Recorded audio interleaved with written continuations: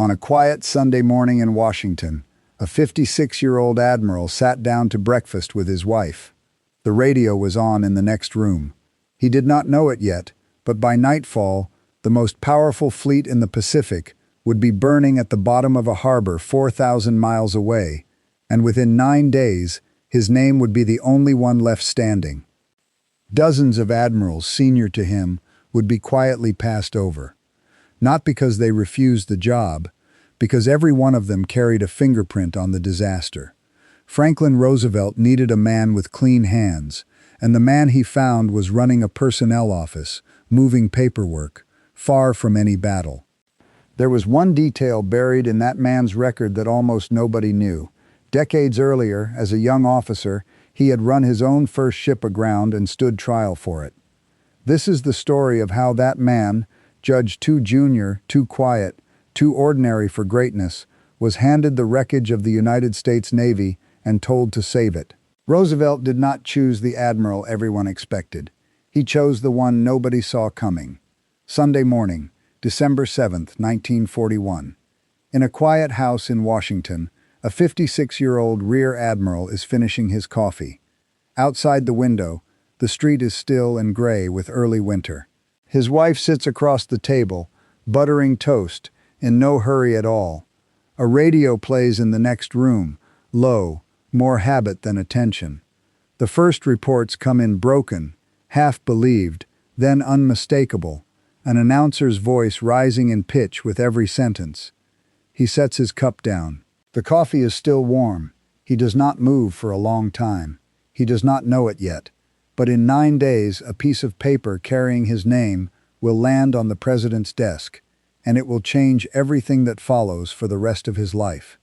His name is Chester Nimitz. But to understand why his name matters, you first have to go back to where the morning actually begins, 4,000 miles west, in a harbor that is not yet a memorial. It is still a fleet.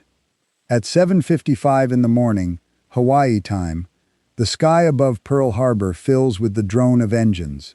353 Japanese aircraft descend out of the clouds. Nobody below is looking up. At 7:56, the first torpedo strikes the USS Oklahoma, then another, then more, in rapid succession. The great battleship groans and begins to roll, slow at first, then faster, tipping onto her side like a wounded animal going down in the mud. Sailors scramble across a deck that is no longer level, boots sliding on wet steel, hands reaching for anything bolted down. 429 men go down with her, into the oil and the dark, trapped in compartments that will not open again for weeks. Some of them will still be alive down there for days, tapping on the hull in a rhythm the men above can hear but cannot answer. Across the water, on Battleship Row, the USS Arizona takes a single armor-piercing bomb. It falls through her deck and finds the forward magazine. The explosion that follows is so violent it lifts the bow of the ship clear out of the water, a fireball rolling upward in a column of black smoke that will hang over the harbor for 2 full days. 1,177 men die in less than 9 seconds. Most of them never know what killed them. The shockwave is felt by sailors on ships moored half a mile away, a pressure in the chest before the sound even arrives. By 9 in the morning, it is finished. 4 battleships rest on the bottom of the harbor. A 5th lies beached and burning. 3 more are crippled at their moorings. 188 aircraft are destroyed before a single one leaves the ground, rows of them left in neat lines on the tarmac, wingtip to wingtip, exactly the way regulations had ordered them parked to guard against sabotage from the ground. Just over 2,400 Americans are dead. The harbor itself is burning, a slick of oil on the surface catching fire in patches, drifting toward the wounded men swimming for shore. In under 2 hours, the most powerful naval base in the Pacific has stopped being a fighting force. The man who commands that fleet watches it happen from his office window above the harbor. Admiral Husband Kimmel is 59 years old, a career sailor, meticulous, hands-on, a man his officers respect and privately find exhausting in equal measure. He stands at the glass and watches his battleships die, one by one.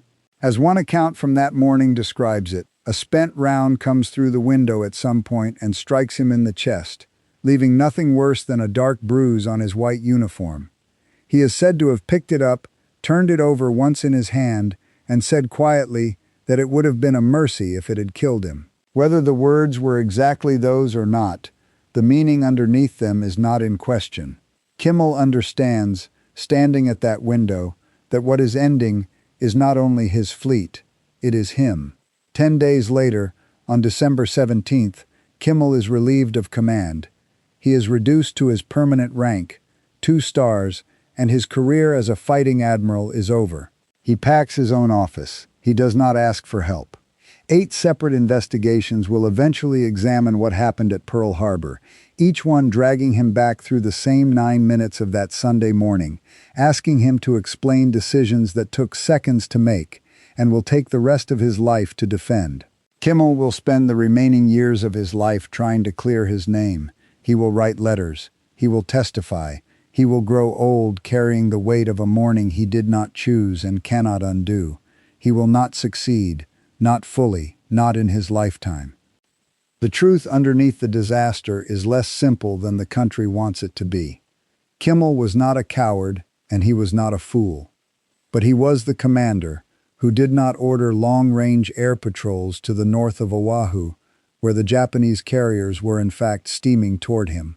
He was the commander who kept his battleships moored close together in the harbor, tight as books on a shelf, easy targets for exactly the kind of attack that came. He was the commander who read the warnings cabled from Washington as warnings about sabotage on land, not warnings about bombers from the sea.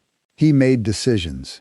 Some of them were wrong, and other men, thousands of them, are the ones who pay for it. Washington is not in the mood for nuance. Washington needs a name, and Kimmel's name fits the shape of the blame perfectly. But Washington has a larger problem than blame, and it will not wait. Japan is advancing on every front. Wake Island is under siege, its small garrison of Marines holding out alone. Guam has already fallen. The Philippines are collapsing under the weight of Japanese landings. The United States has just lost its Pacific battle fleet, and the single most important military command in the country has no one standing at the head of it. Vice Admiral William Pye, 61 years old, steps in to hold the position temporarily. Within days, he faces the decision that will define the rest of his career. A relief force is already steaming toward Wake Island, carrying men and aircraft to save the small garrison of Marines who have been holding the atoll alone for 2 weeks against Japanese landings, repelling one assault already, fighting with guns pulled from wrecked aircraft when their own ran short. He weighs his remaining carriers, the last undamaged strength the Pacific Fleet has left, against the risk of losing them in open water to a Japanese force he cannot fully see or measure. He decides the risk is too great. He orders the relief force turned back, less than 200 miles from the island they were sent to save. The men aboard those ships will remember the order for the rest of their lives, the moment the horizon that held Wake Island slipped astern instead of ahead. Wake Island falls to Japan on December 23rd. Pye's name will quietly disappear from the list of men considered for permanent command. The decision will follow the Navy for the rest of the war. Even before Wake falls, Secretary of the Navy Frank Knox has already flown to Hawaii to see the wreckage for himself. Knox is 67 years old, a former newspaper publisher, a man who once rode with Theodore Roosevelt in Cuba, a Republican brought into a Democratic cabinet to give the war effort the appearance of unity. He walks through the ruins of Pearl Harbor in a suit that is wrong for the climate, sweating in the Hawaiian heat, while the smell of burnt fuel and scorched metal clings to everything around him. He watches bodies still being pulled from the oil days after the attack, sailors on small boats, working with grappling hooks in water gone black and thick. He stands in the burned wreckage of the hangars at Hickam Field, with soot turning the soles of his shoes black, twisted airframes still smoking in rows where they were parked in peacetime formation. When he returns to Washington, he tells the president something simple and something enormous at the same time. The Pacific Fleet does not just need a new commander. It needs a different kind of man entirely. The question is who? The list of candidates is long, and every name on it is senior to the man who will eventually be chosen. One by one, each is considered. One by one, each is set aside.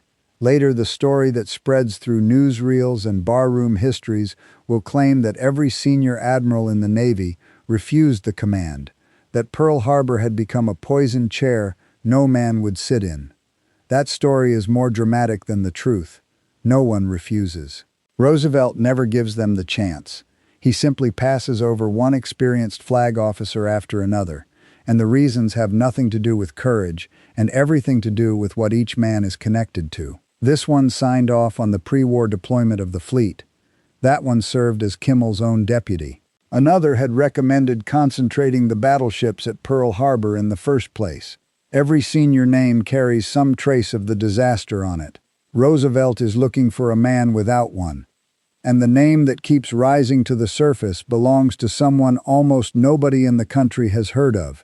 A quiet two-star admiral who runs a personnel office in Washington. A man who has never commanded a fleet in battle. A man whose own service record, buried in the files of the office he runs, holds a secret that could end his career the moment anyone looks closely enough. His name is Chester Nimitz. Chester Nimitz does not look like the answer to anything.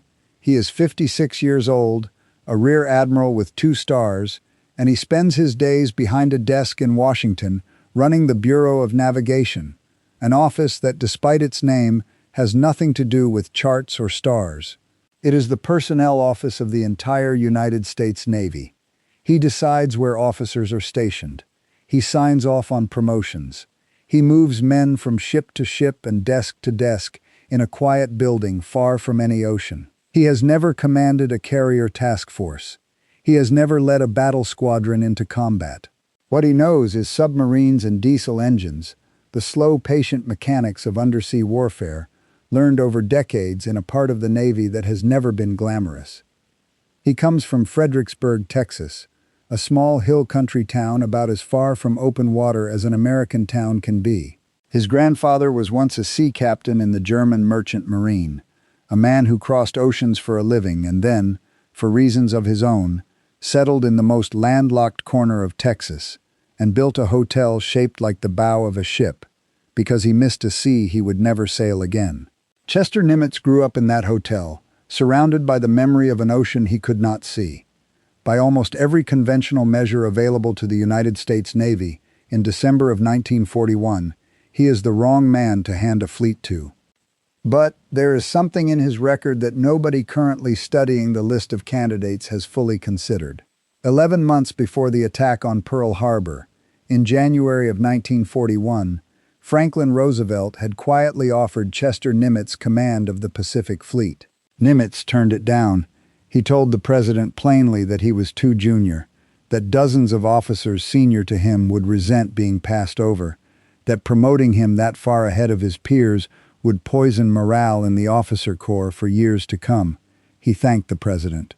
He asked to be considered again some other time, for some other command.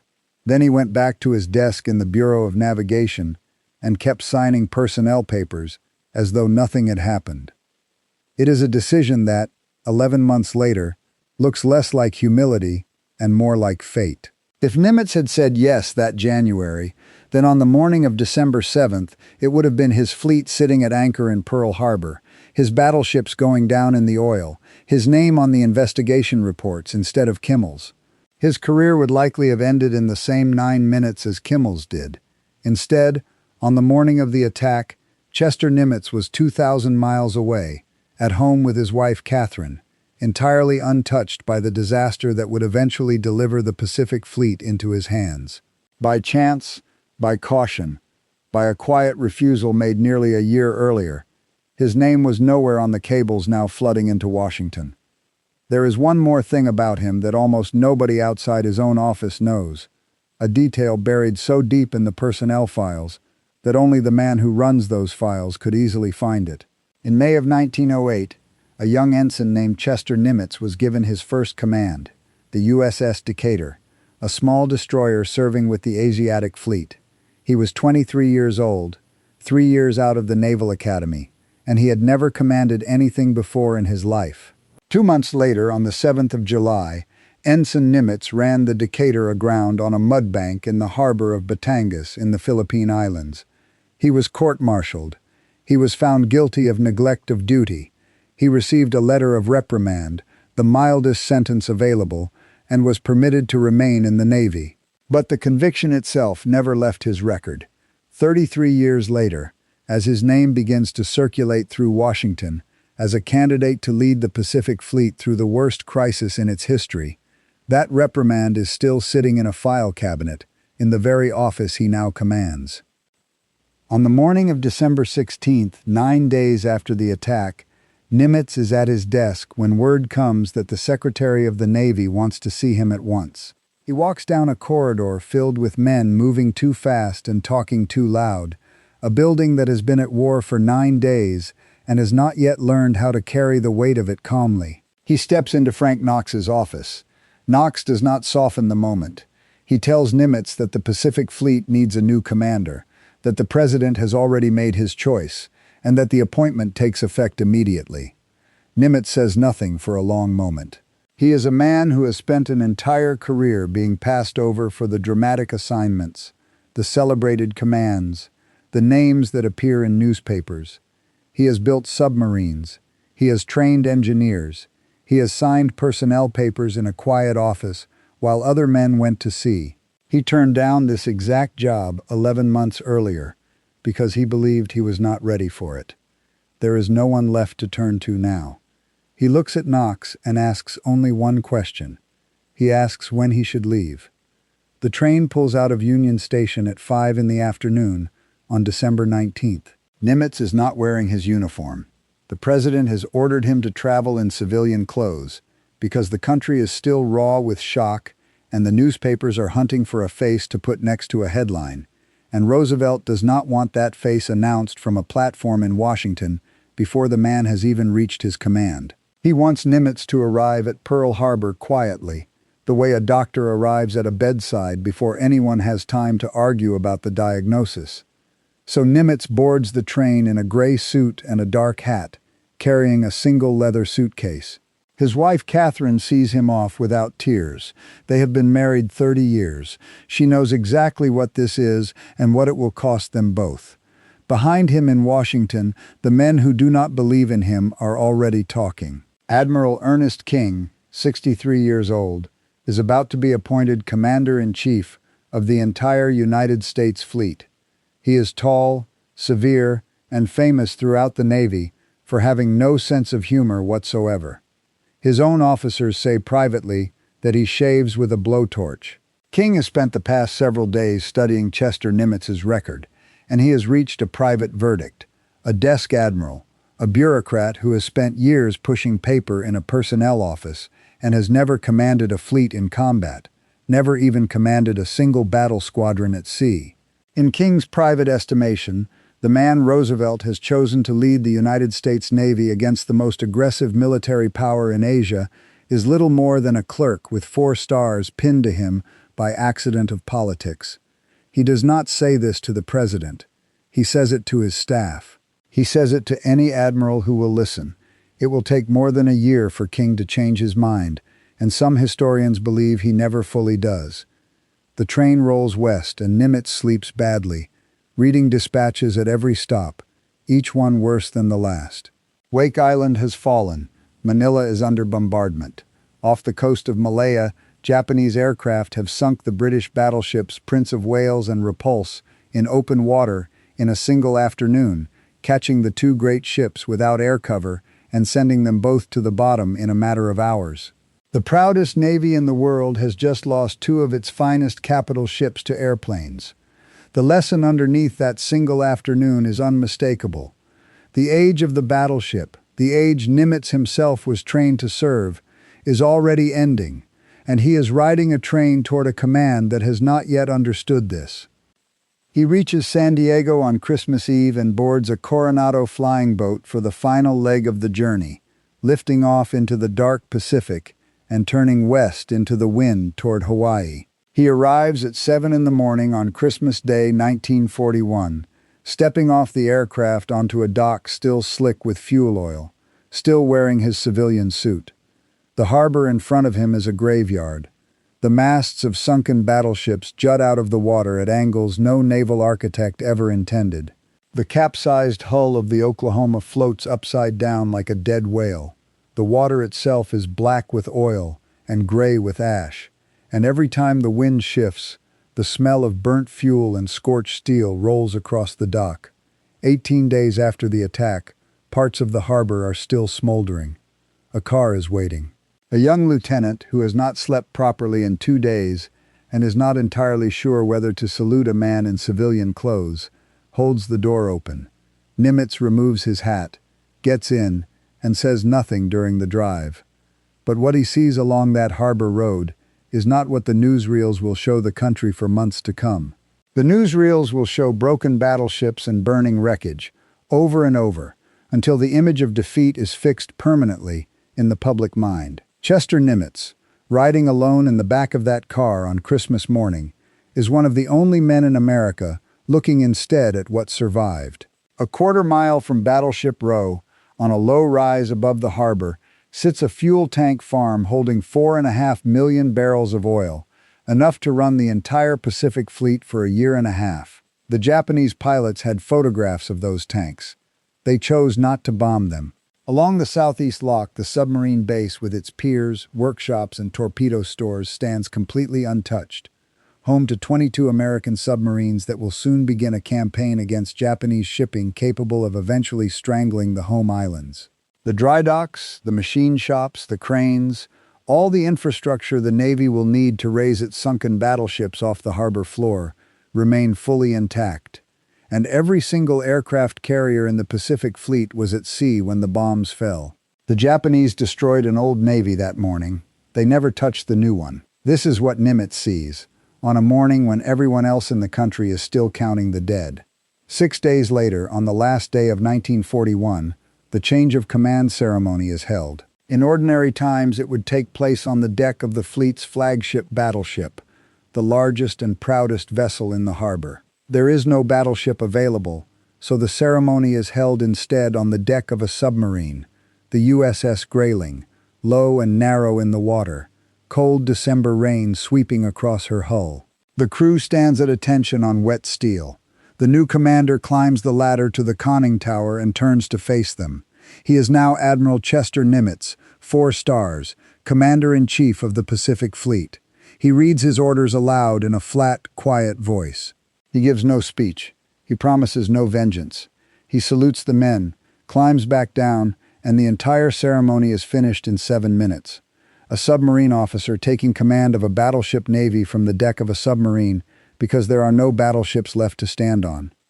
His first decision as commander, made within hours of taking the flag, sends a shock through Washington. The staff officers who served under Kimmel are still at their desks, most of them with their bags already packed, certain they are about to be relieved, along with everything else the old command represented. Captain Edwin Layton, 38 years old, the fleet intelligence officer and a fluent Japanese speaker who once served nearly 2 years as assistant naval attaché in Tokyo, expects to be sent home.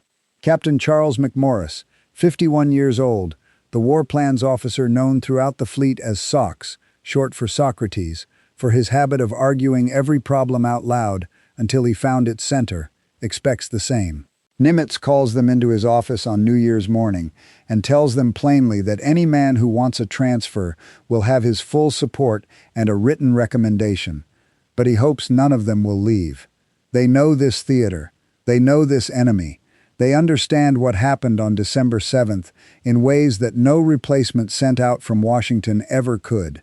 Every single one of them stays. That decision leads him, within weeks, to a windowless basement beneath the headquarters of the 14th Naval District, where fluorescent lights buzz day and night and the air smells permanently of cigarette smoke and unwashed men who rarely leave long enough to bathe.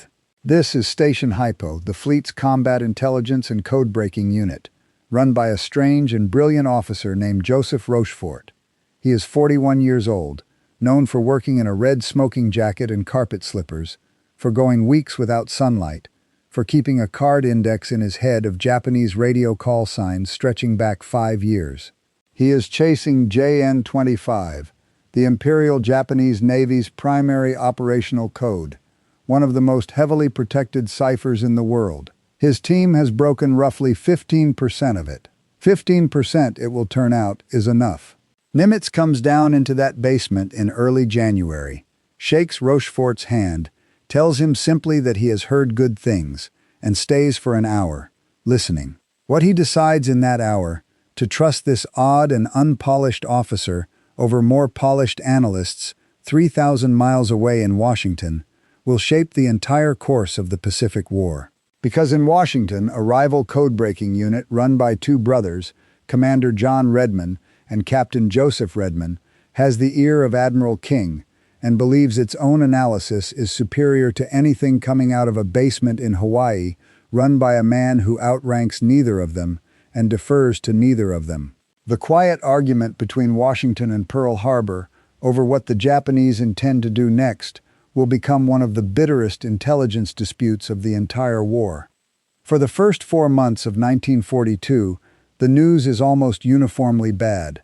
The Dutch East Indies fall. Singapore surrenders in the worst defeat in British military history. Burma collapses. In the Philippines, General MacArthur is ordered off Corregidor to Australia, and the garrison left behind at Bataan begins a forced march into captivity that will kill thousands of men. Nimitz fights a holding action with only 3 carriers, sending them on raids against the Marshalls, the Gilberts, Wake Island, Marcus Island, raids that accomplish almost nothing of tactical value. Their purpose is different. They exist to remind the American public that the Pacific Fleet still exists, to buy time while the country rebuilds. In April, 16 Army bombers launched from the deck of the carrier Hornet under Lieutenant Colonel James Doolittle strike Tokyo directly. The physical damage is minor. The psychological blow to the Japanese high command is enormous, and Admiral Isoroku Yamamoto, architect of the Pearl Harbor attack, decides the American carriers must be destroyed before they can strike the home islands again. He begins planning an operation meant to draw the United States Navy into one decisive battle in the Central Pacific. His target is a small atoll called Midway. In early May, 2 of Nimitz's carriers, Yorktown and Lexington, meet a Japanese task force in the Coral Sea south of New Guinea, in the first naval battle in history fought entirely between aircraft, in which the opposing fleets never once come within sight of each other. Lexington is sunk. Yorktown takes a bomb that explodes deep in her hull and starts fires across 4 decks. She limps back into Pearl Harbor on May 27th, trailing oil. Shipyard inspectors climb through her broken interior and return to Nimitz with a report. 90 days, they say, at full effort, before she can fight again. Nimitz reads the report and does not argue with it out loud. Instead, he walks down into the dry dock himself, in his khaki uniform, through the same burned compartments the inspectors walked, and stands looking at buckled steel for a long time. Then he turns to the yard's chief engineer and tells him they need her ready in 72 hours. The shipyard works around the clock. Welders are pulled off every other job in the yard. Floodlights are rigged above the dry dock so the work never has to stop for darkness. 1,400 men eat sandwiches at their stations and sleep on the deck plates when they sleep at all. They patch the hull. They reinforce the bulkheads. They restore the boilers. They do in 3 days what the inspectors said could not be done in 90. And on May 30th, Yorktown sails out of Pearl Harbor under her own power, trailing a faint stripe of welders' sparks down her flank, headed toward a battle that Washington still does not believe is coming. Because Washington still does not believe Rochefort. The Red Man brothers in the capital have told Admiral King that the next Japanese offensive will likely fall against the American West Coast, or perhaps the Aleutians, or perhaps Hawaii itself. They are quite confident it will not be Midway. Rochefort and his team in the smoke-filled basement at Pearl Harbor have intercepted dozens of Japanese references to a target they call only AF. Rochefort believes AF is Midway.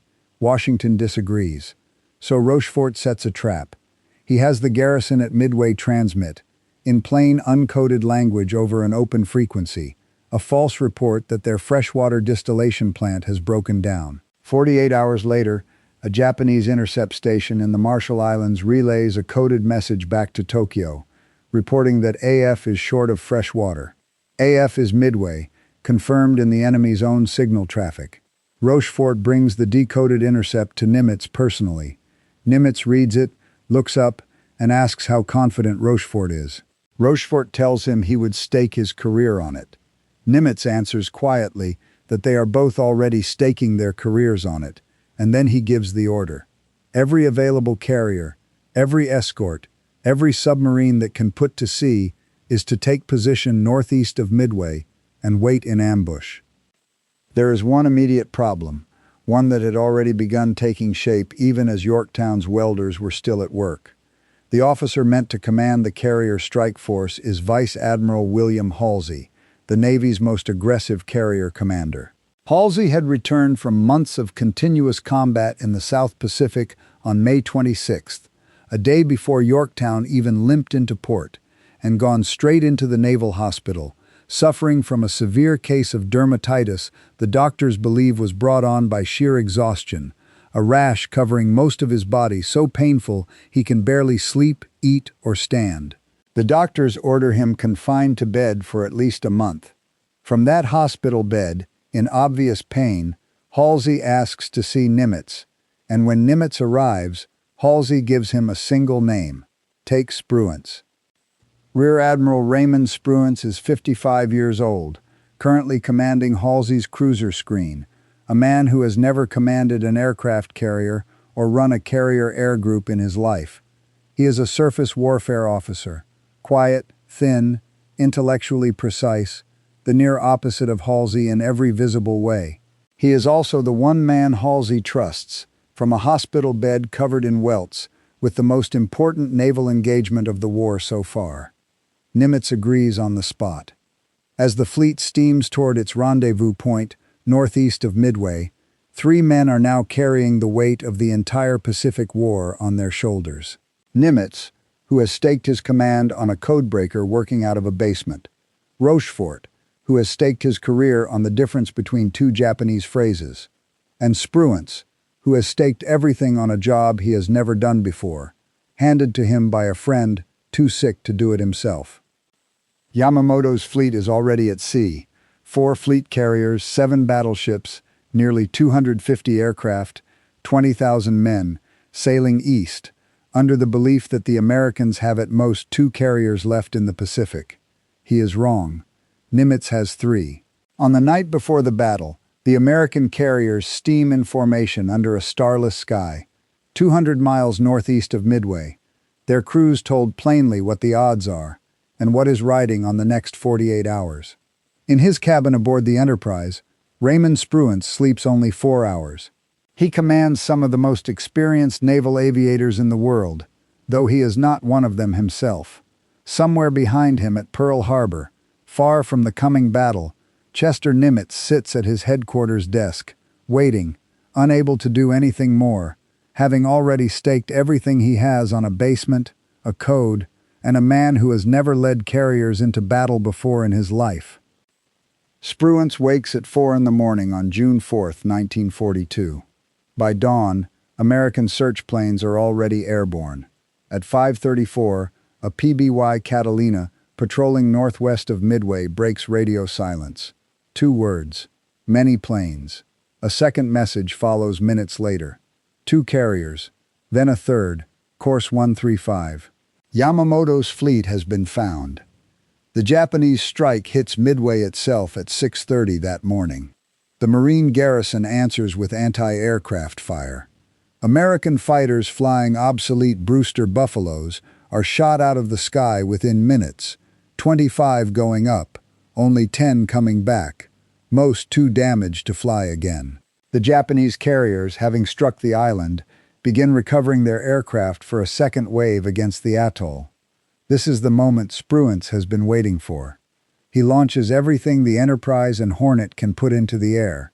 Every torpedo bomber, every dive bomber, every fighter. 80 miles to the north, Yorktown holds part of her air group in reserve. The first American squadron to find the Japanese fleet is Torpedo Squadron 8 off the Hornet, 15 slow, lightly armed TBD Devastators with no fighter escort. Their commander, Lieutenant Commander John Waldron, 42 years old, has told his men the night before that some of them will not be coming back, and to do their best anyway. Waldron flies his squadron in on his own dead reckoning, overriding the navigation officer's course, and he is right about where the enemy is. He is also right about what happens next. Zeros fall on the slow, lumbering Devastators from every angle, and the sea below fills with burning wreckage and spreading oil. All 15 of his aircraft are shot down. Of the 30 men aboard them, 29 die in the water, some drifting for hours before the ocean finally takes them. One survives, Ensign George Gay, who watches the rest of the battle unfold from the ocean, clinging to a floating seat cushion, close enough to see the flames and far too helpless to do anything but watch. Torpedo Squadron 6 from the Enterprise comes in next, 14 aircraft, 10 shot down. Torpedo Squadron 3 from the Yorktown follows, 12 aircraft, 10 shot down. In under an hour, the American torpedo squadrons have been almost annihilated, and not one torpedo has found its target. But every Japanese fighter is now down at sea level, chasing the last of the waves skimming Devastators. The sky above the fleet is empty.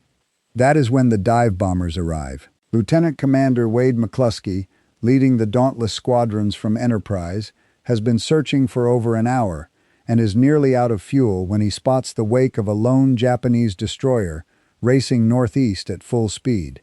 He guesses it is hurrying to rejoin the main fleet and follows it straight to Yamamoto's carriers.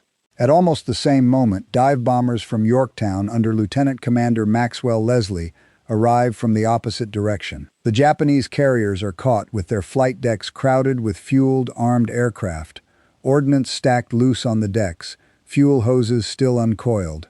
In a window of less than 10 minutes, the war in the Pacific changes forever.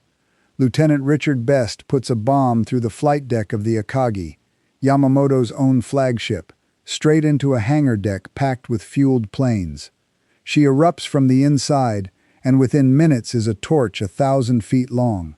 McCluskey's remaining bombers savage the Kaga end to end. Leslie's squadron puts 3 direct hits into the Soryu, and she burns from bow to stern. 3 Japanese fleet carriers, 3 of the 6 that struck Pearl Harbor 6 months earlier, are all dying within minutes of each other. The 4th carrier, Hiryu, 20 miles north, is untouched, still whole while the others burn on the horizon behind her, and she launches everything she has left.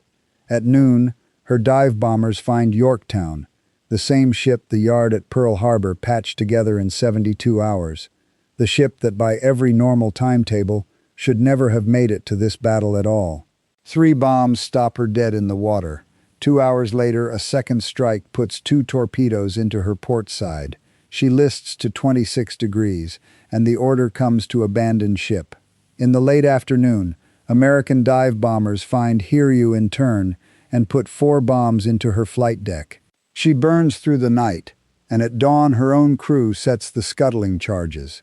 4 Japanese fleet carriers, a heavy cruiser, 248 aircraft, and more than 3,000 men are gone. Japan will never replace the carriers in time, and more importantly, she will never replace the pilots, the most experienced naval aviators in her navy, veterans of China and Pearl Harbor, that her training pipeline is simply too slow to reproduce. From this morning forward, the strategic initiative in the Pacific belongs permanently to the United States. At his headquarters, 3,000 miles from the fighting, Nimitz reads the dispatches as they arrive, one after another, each sheet of paper handed to him in silence by an aide who has not slept. He does not celebrate. Yorktown is still afloat on June 6th, drifting, salvageable, a skeleton crew back aboard trying to save her. That afternoon, a Japanese submarine slips through the destroyer screen and puts 2 torpedoes into her side. The destroyer Haman, lashed alongside to provide power for the salvage crew, breaks in half from a 3rd torpedo and sinks within minutes. Yorktown rolls over, and goes down at dawn the next morning. The cost of Midway to the United States is 1 carrier, 1 destroyer, 150 aircraft, and 307 men. Nimitz writes personal letters to the families of officers killed under his command, some of the names in his own hand. The country wants a parade. Nimitz writes condolences instead. In Washington, the admirals who once called him a desk admiral go quiet. Admiral King sends a single telegram congratulating the fleet on a complete victory. He does not mention Joseph Rochefort anywhere in it. 4 months later, in October of 1942, the men around King make their move. Rochefort, the man who correctly identified Midway against Washington's own analysts, is quietly relieved of his command at Station Hypo. The Redman brothers persuade King that code-breaking should be centralized under their own office. Rochefort outranks neither of them, has never played the political game, and has no powerful friends to protect him. He is reassigned to command a floating dry dock in San Francisco Bay. Nimitz protests in writing twice and is overruled both times. Rochefort accepts the reassignment without complaint and spends the rest of the war commanding that dry dock. He is recommended for the Distinguished Service Medal in 1942, and the recommendation is quietly buried in the Navy Department.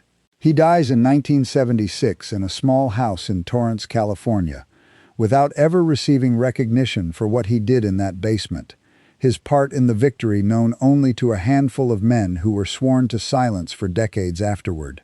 10 years after his death, the medal is finally presented to his family. This is what the Pacific War does to some of the men who help win it. The war itself continues for 3 more years. Nimitz commands every major Pacific operation that follows: Guadalcanal, Tarawa, Saipan, the Philippine Sea, Leyte Gulf, Iwo Jima, Okinawa. He loses more carriers along the way and sends more men to die on more islands than any other American commander of the war. By the end of 1944, his fleet is the largest naval force ever assembled in human history. Thousands of ships and tens of thousands of aircraft under a single command. He never gives a speech that makes the newsreels. He writes to his wife Catherine every week in the same careful hand he has used all his life. In December of 1944, he is promoted to Fleet Admiral, 5 stars, a rank held by only a handful of men in the entire history of the United States Navy. On the morning of September 2, 1945, the battleship Missouri lies at anchor in Tokyo Bay. The Japanese delegation comes aboard in formal dress, and the instruments of surrender are laid out on a small table covered in green felt. General Douglas MacArthur signs first.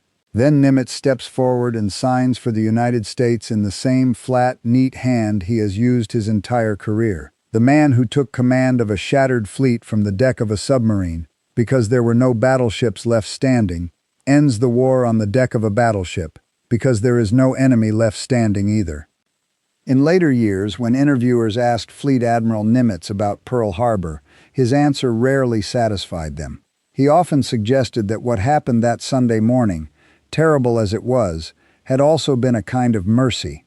If Kimmel had known the attack was coming and sailed the fleet out to meet it, the battleships would have fought in open ocean, without air cover, against carriers that had already proven what aircraft could do to a warship in deep water. They would have gone down in thousands of fathoms, and the tens of thousands of men aboard them would have had nowhere to swim to. Instead, at Pearl Harbor, the water was shallow. Men were pulled out alive. 6 of the 8 battleships sunk that morning were eventually raised, repaired, and returned to service. Some of them anchored quietly in Tokyo Bay on the morning the war ended. The disaster that finished one navy created the exact conditions that allowed the next one to win. Chester Nimitz was the man dozens of more senior officers were passed over to find, the submarine man who inherited a battleship war, the quiet Texan from a landlocked hill town who never raised his voice and never sought the newsreel cameras. Whether anyone else standing on that oil-slicked dock on Christmas morning of 1941 could have looked at the wreckage and seen what he saw is a question that has no answer. He was simply the one who did.